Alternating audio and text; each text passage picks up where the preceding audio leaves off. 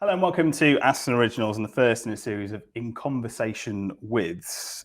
Today's guest is Dawn Hands, who co-founded BMG Research back in 1988 and has gone to build an organisation which is now one of the leading suppliers of research and insight to UK governments. BMG works across government departments, informing public policy on issues ranging from health, transport and education to housing. Dawn, thank you for joining us today and welcome. You're an alumna of Aston Business School. Indeed. We were spending quite a long time working about when that was. We settled on 1988. You did the Aston MBA and you turned your research project into a multi-million-pound business. So, I mean, question one has to be, how did you do that?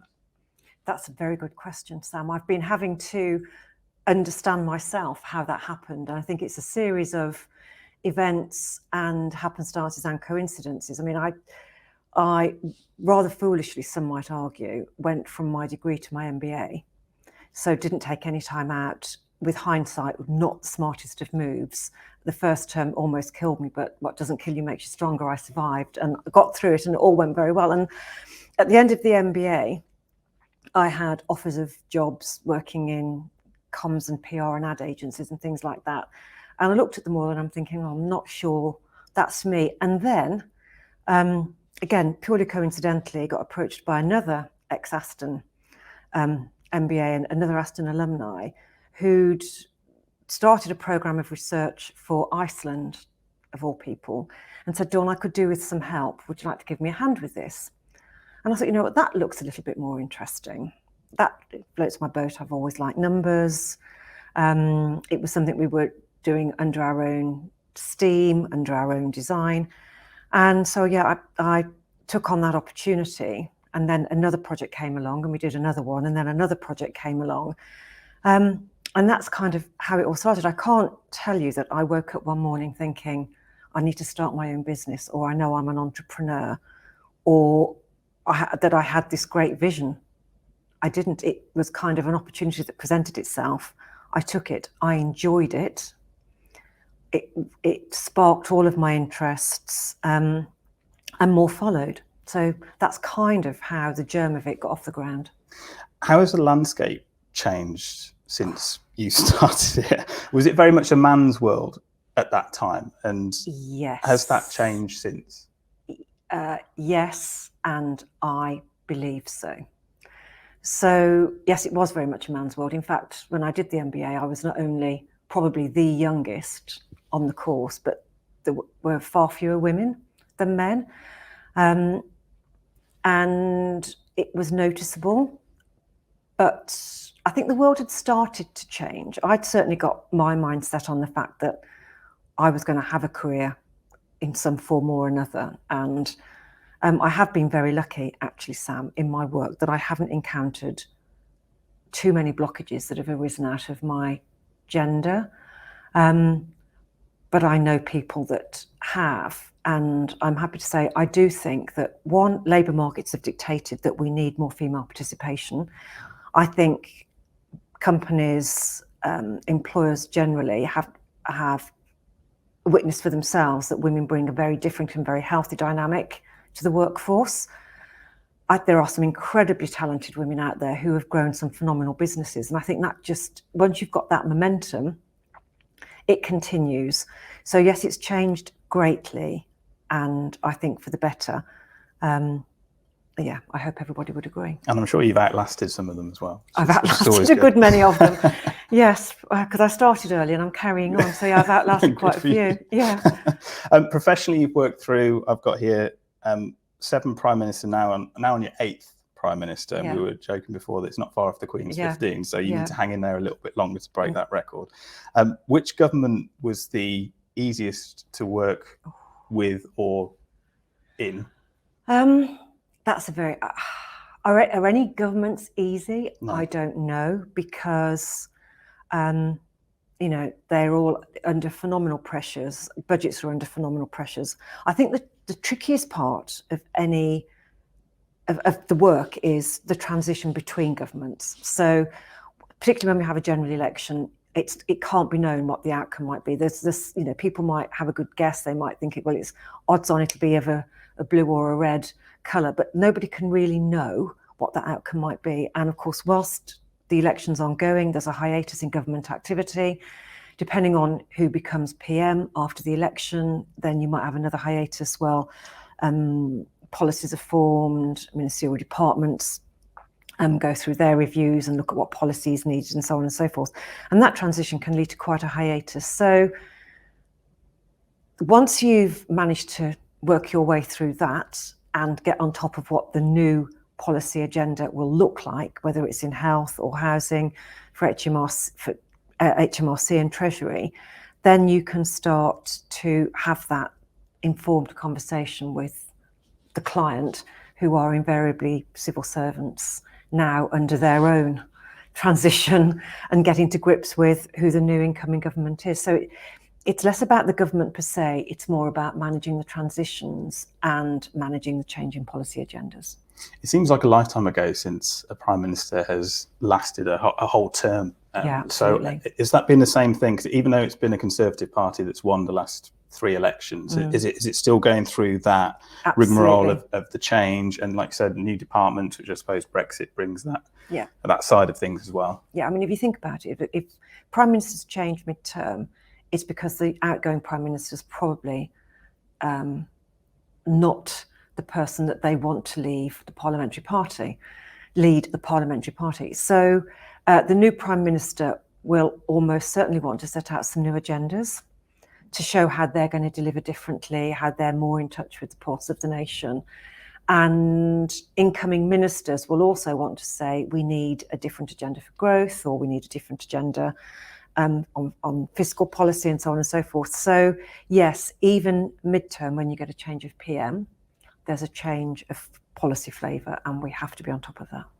What's it been like this week? I mean, I don't want to age the video too much, but there's a lot of policy coming out. For example, it's Friday. Yeah. We've got things like inflation, energy bills going through the roof. Is this a particularly busy time for you, or is this about BMG taking a step back and waiting to see what happens, and then you go and do that? Well, it is a busy time. We have to step back and step up, because we have to wait for our clients to tell us what the policy drivers are going to be. But we also have to be informed to have that conversation when that happens. So we've had a number of interruptions to business as usual, haven't we, over recent years? Yeah. So what is business as usual anymore? I don't know if steady state exists anymore. You've got to be prepared for constant change. So we are already doing work on the green agenda. We're already doing work on energy efficiency, already doing work on how to support low income groups and so on and so forth. So what we have to do now is take that thinking and reapply it to what the government is proposing to do to support families through the inflationary period, through escalation of energy prices and so on and so forth. And we can only imagine what's around the corner, because I think things are likely to get worse before they get better. So there will be more announcements made, I'm sure. And once governments introduce different policy changes and different initiatives to support people who might experience difficult, businesses and families, then there's evaluations that need to take place. Did that intervention work? How did it work? Why did it work? Why didn't it work? How could it have worked better? And of course, so that continues, and that cycle continues, and that is pretty much the nature of my work. Is there a body of work that stands out over the years that surprised you or shocked you, where you think, I really wasn't expecting that to come out? One of the pieces that I think I probably still bear the scars from, but which I'm almost proudest of, was a piece we did. I don't even know when it started now. It wasn't under this government, it was in the last government. And it was a piece of work that we collaborated on with the University of Southampton and some consultants who were trying to find ways of driving energy efficient behaviours in households. So how do we get households to think about how they consume energy and so on and so forth? And the university, alongside other partners, developed a range of interventions. We provided the evaluation data. Did those interventions work? How did they work? Why did they work? How did people manifest behaviour change or If they didn't, why didn't they? Why weren't the incentives sufficiently powerful to achieve that? But one of the things we did, which I actually thought was quite mad at the time, was we were asked to implement an intervention which got people to change their light bulbs out from regular light bulbs to LEDs. And people were mailed all sorts of vouchers to get them to go to the local hardware shop or B&Q or wherever. Sorry, you might have to edit that. The local hardware shop. Other suppliers are. Yeah, or other suppliers. And buy some LEDs and install them, because they figured that if enough people in a concentrated area switched to LEDs, they would see a manifestly significant lowering in consumption on the grid. And they could measure this at the various substations. People didn't go out and buy the bulbs, in spite of the fact that they were given massive incentives to do so. Don't ask me why. So our clients asked us, would you take these bulbs and go knock on doors and change the bulbs for the people? So we worked out how many researchers does it how take much to change a a light bulb. We were about to find out. So we did this, and we had our field researchers knocking on doors around Southampton and Solent area and saying to people, we're part of this programme. Part of the experiment that we've designed is to see if we can get people to switch out their bulbs. We'd like to change 10 of your regular light bulbs for LEDs for you, but we need to take the old ones away. You can't keep them because we don't want them going back on the grid later, blah, blah, blah. 80-something% of the people we knocked on the doors of let us into their houses to change the light bulbs. I won't tell you how many thousands of light bulbs we took away with us and had to dispose of, and install tens of thousands of LED bulbs into these homes. And over a period of time, the University of Southampton have the data, proved that it delivers a significantly lowering in energy consumption on the grid. So then there were conversations being had about how this programme might be rolled out and so forth, and things change and what have you. But that whole experiment, which at the time sounded very ambitious, just proved to me that if we, when you persevere and see that kind of thing, and go and do it, yeah, people are quite lazy by nature. I don't think that people would mind me saying that. We're all creatures of habit. But these things work, and we prove something. And I think it might not be in the here and now, but at some point that research will come out and be dusted down. And yeah, there'll be another push perhaps on LED lighting. So you're going to have to go back into the archives and go, oh, I've got something I can solve the problem. It's all in the University of Southampton archive, I'm sure. Winston Churchill said, never waste a good crisis. Yeah. We've been through lots of crises, it seems.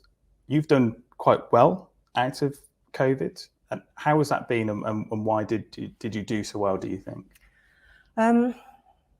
I think to have weathered the storms we have, you have to become accustomed to seeing something on the horizon and not waiting for it to present itself at your doorstep.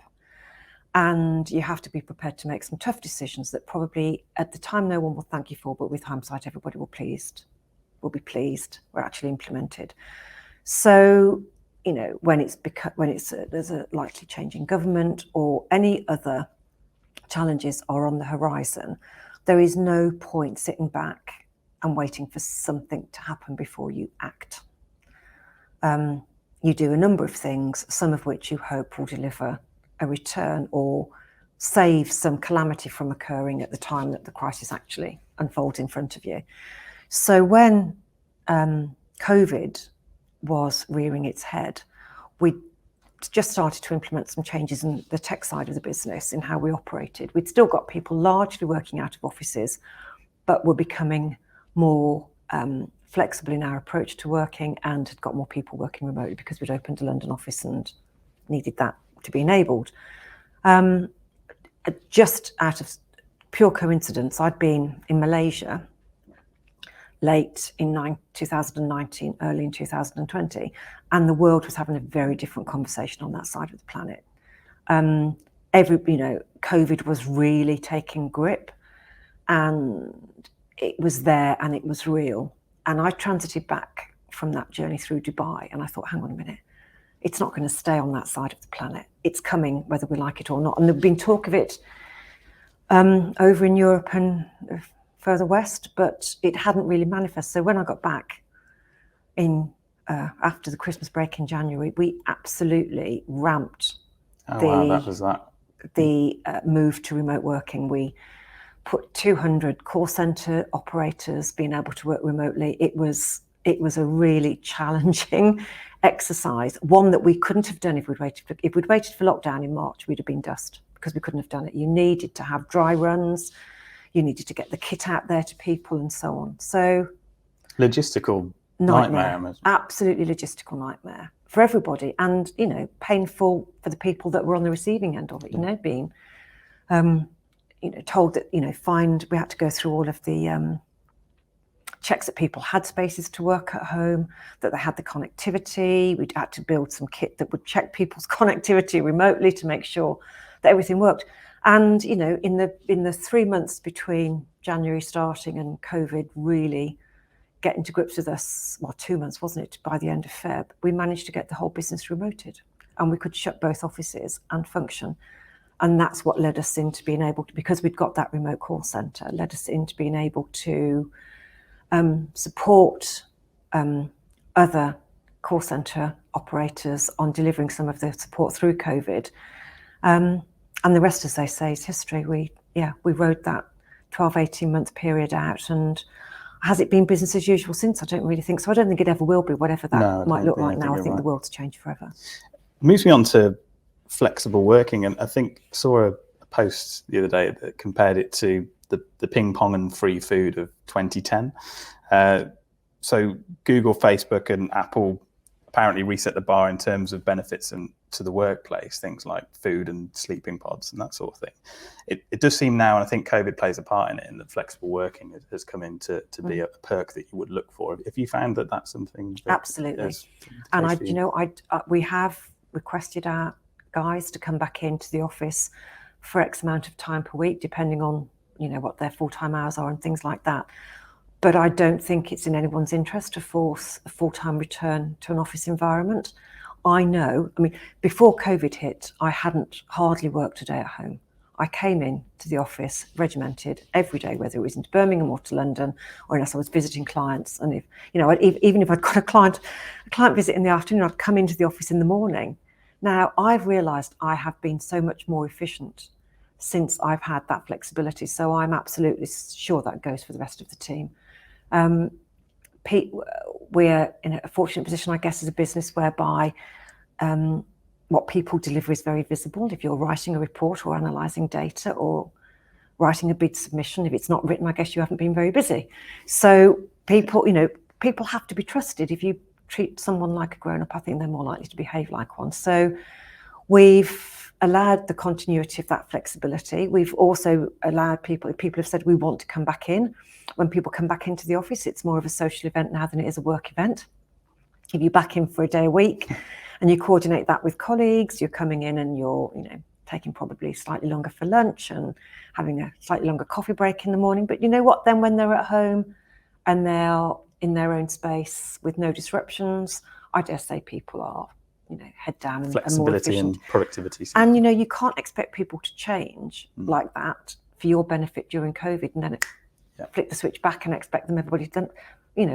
We're not robots like that. We're sentient beings. So it might go full circle. It might come back that people say, no, we'd rather spend most of our time in the office environment. But let's see. The other thing I think is true is that and I know from my own experiences, when you're in winter periods, journey into the office isn't exactly pleasurable. You go in the dark, you leave in the dark, you're battling through traffic. And the weather. And why do it? And fuel costs have risen, so people are now saving money on their journeys to work. Why make them spend it to come and sit in an office environment? So, it's change, and you just have to embrace it and work with it. We've spoken to staff, we've listened to what they've said. They've asked us to continue as we are, and that's what we're doing. Excellent. Well, sounds great. Usually these kind of things would finish with what advice have you got for people? But what I'd actually like to know is more of what kind of person did you need to be successful, and what were the sacrifices that you had to make on the way to make that happen? I think the first thing is, whatever you do for work, you have to follow a passion. because we spend a lot of time in work, and if you're not passionate about it, if you don't think that you're delivering something that you can feel proud of, whether it's making coffee, serving tables, or writing, analysing data, if you're not taking pride in what you're doing and you don't feel passionate about it, every day will feel like a very long day, and your enthusiasm will wane, and what you deliver will deteriorate, and so on. So you have to be passionate, and I think I've been very lucky that I found something from an early start that really floated my boat and I felt passionate about. You have to take the knocks. So resilience is absolutely vital, and I've learned that things that you sit and think about in the morning and go, oh my goodness me, who sent that to test me? By the afternoon, you can get a perspective on it. And if you're really lucky, by the evening, you're thinking, okay, this is how I'll deal with it. So resilience, fortitude. The other thing I've learned to do is surround myself with the best people I can afford. Not the best, probably there is, but the best that the business can afford. I've said to myself now, I don't want to be the smartest person in the room. I want people around me whose advice I can trust, who can be empowered to do something, whom I can hold accountable, and who make that happen. So you have to surround yourself by really good people. So yeah, be passionate about your work. You have to be tested. You might as well that will happen. You have to build your resilience and find ways to dig deep. Build a team that is the best that you can afford. And remember that what doesn't kill you makes you stronger. So there will always be another day, and there'll always be another battle to fight, but you'll have learnt the lessons along the way, and you'll be prepped for it. And what was the one thing, the biggest thing that didn't kill you but did make you stronger? Oh God, probably. Oh, you're really digging there now. So I wasn't going to let that one go. No, probably the fallout from the 2010 election, because we did have the coalition government forming. We expected a change from Labour to either a Conservative or a hung parliament. What I hadn't seen quite was the energy with which the coalition applied itself to reducing public services and removing programmes that we had spent time working with clients on evaluations for, and so on and so forth. So I think it's fair to say that within 6 weeks of the coalition actually forming in June, in excess of £1 million worth of work that we were actually delivering was wiped off of the agenda, just canned. No notice period, they just closed programmes, and basically... Is that because legally the clients changed? Or is it still those programmes were no longer required for that, the policy agenda that government were going to be pursuing? So what was the point of investing in programmes that had no future when other things were required and were more in line with what that new government wanted to deliver moving forward? So we'd had some changes at the top of the business. The senior leadership team had changed in the business. I took over as managing director within a few months of the coalition forming. So my watch started when a lot of the things that needed to be done were not good news things like investing in staff or investing in growth. They were about sort of battening down the hatches and making sure we were in survival mode for a period of time. So I wasn't certain that what shape we'd be in at the end of it, but I felt sure if we did what was needed to be done, and we could take people with us, communicating with people why we needed to do what we needed to do, there'd be something on the end of it, and there was. And so that's how I'm still here. Well, thank you so much for coming in and talking to us about it. It's been so interesting hearing your story. Don't forget, there will be more conversations like this in the future. We don't know when yet because we haven't planned them. But we'll say thank you to Dawn Hands for coming in. Thank you very much. Thank you, Sam. And remember, you can follow us at Aston Originals on Twitter, and make sure you subscribe to the YouTube channel. Otherwise, it's a goodbye from Dawn, and it's a goodbye from me. Goodbye. Thank you, Sam. Goodbye.